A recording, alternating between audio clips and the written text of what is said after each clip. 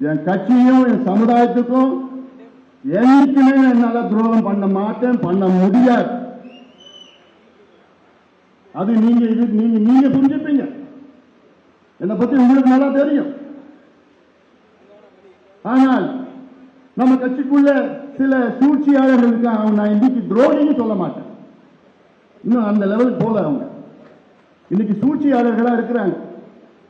அவங்க சூழ்ச்சி பண்ணி ஐயா கிட்ட இப்படி அப்படி அப்படி இப்படி என்னென்னவோ சொல்லிட்டு இருக்கிறாங்க. எல்லாம் ஐயாவுக்கும் அந்த அவங்கள பத்தி தெரியும். அதனால இதெல்லாம் நடந்துட்டு இருக்குது. அதனால ஏன்னா நானு இது வரைக்கும் நான் எதுவும் பேசல. வெளியே நேற்று கூட உங்களை பார்த்தீங்க. இப்ப ஐயா என்ன மேல கோவம்னா மன்னிச்சுங்க, அப்பா கிட்ட மன்னிப்பு கேட்கறது தப்பு கிடையாது. தொலைக்காட்சியில் ஐயா தானே இப்படி பண்ணிட்டான் அப்படி பண்ணிட்டான், இப்படி மன உளைச்சல் இருக்கிற, தூக்கம் இல்லை, இப்படிலாம் சொல்லிட்டு இருக்கிற. அது நேரில் உங்ககிட்ட சொல்லலாம், எங்கிட்ட சொல்லலாம், எல்லாம் பண்ணிட்டு போலாம்.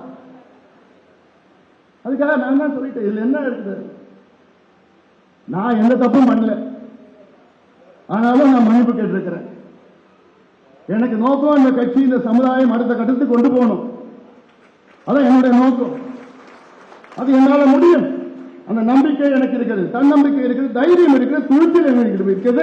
எல்லாத்துக்கும் மேல் என் பின்னால் கோடிக்கணக்கான என் தம்பிகளும் என் தங்கைகளும் இருக்கின்றார்கள். என்னை நம்பி இருக்கின்றார்கள். அவர் நம்பிக்கைக்கு என்னைக்குமே நான் கூட போக மாட்டேன். அது எனக்கு தெரியும். எவ்வளோ பார்த்துட்டேன் நான்.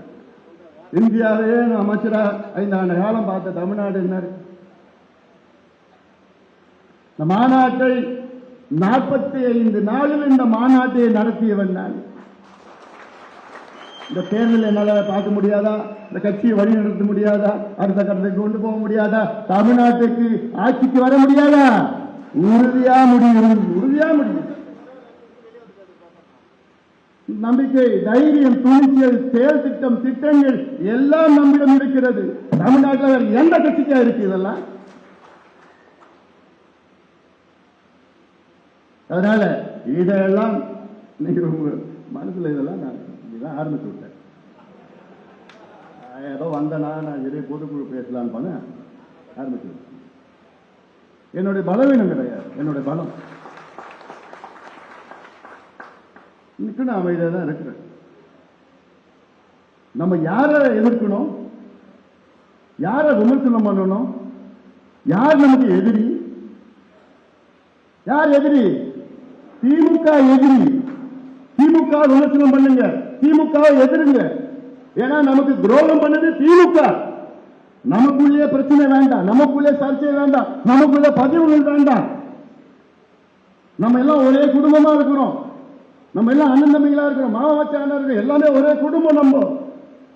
நமக்குள்ள யாரும் எந்த விமர்சனம் தேவையில்லை.